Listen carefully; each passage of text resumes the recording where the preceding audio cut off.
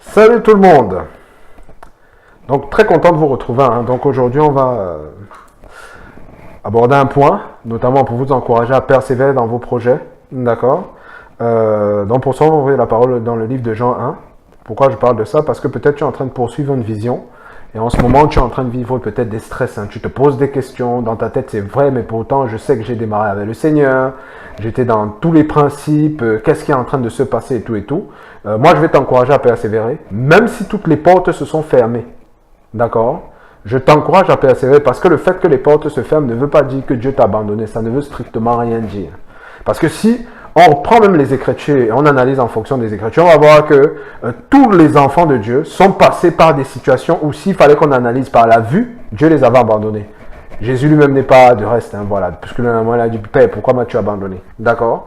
Donc voilà, donc il y a des situations, vous avez l'impression que quand vous regardez au niveau des circonstances, Dieu vous a lâché, Dieu ne vous a pas lâché, ça ne veut strictement rien dire. Le fait que toutes les portes soient fermées, continuez à vous préparer à faire ce que vous avez à faire dans le quotidien.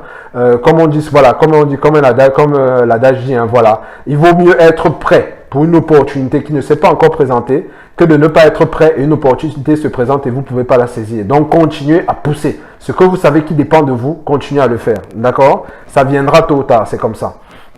Donc pour ça, je vais ouvrir la parole notamment Jean 1. Dont il est écrit au commencement était la parole était avec Dieu, la parole était Dieu. Elle était au commencement avec Dieu, toutes choses ont été faites par elle et rien de ce qui a été fait n'a été fait sans elle. En elle était la vie et la vie était la lumière des hommes. Verset 14, la parole a été faite chair, d'accord? Ça veut dire qu'on a la parole qui est déclarée. C'est à ce moment-là où il y a l'accomplissement, où les choses sont établies, donc c'est fait, vous avez vaincu. C'est là où c'est fait, parce que je ne fais que répéter les Écritures. C'est à ce moment-là où les choses sont accomplies. D'accord? C'est quand la parole est déclarée. Quand vous êtes en accord avec la parole, les choses sont déclarées. Puisqu'on dit bien que pour être sauvé, c'est quoi? Il faut confesser le nom du Seigneur Jésus. Et vous êtes sauvé, même si vous êtes encore sur la terre. Et maintenant, la persévérance est ce qui vient accompagner simplement la parole qui a été déclarée dès le départ. Donc l'action, ce qu'on parle souvent action. Pourquoi? Parce que des fois, pour les gens, il peut y avoir une séparation. On peut se dire que, voilà, oui, mais voilà, l'apôtre Jacques a fait comprendre que ça ne sert à rien de parler si on ne met pas l'action en place, blabla.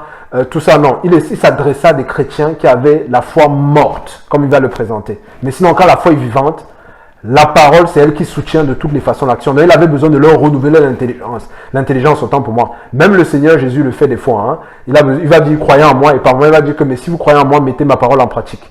Pourquoi? Parce que la parole et l'action, c'est un. Parce que la manifestation physique émane de la parole. Donc, on a vu, la parole a été faite chair. D'accord? Donc, je vous encourage.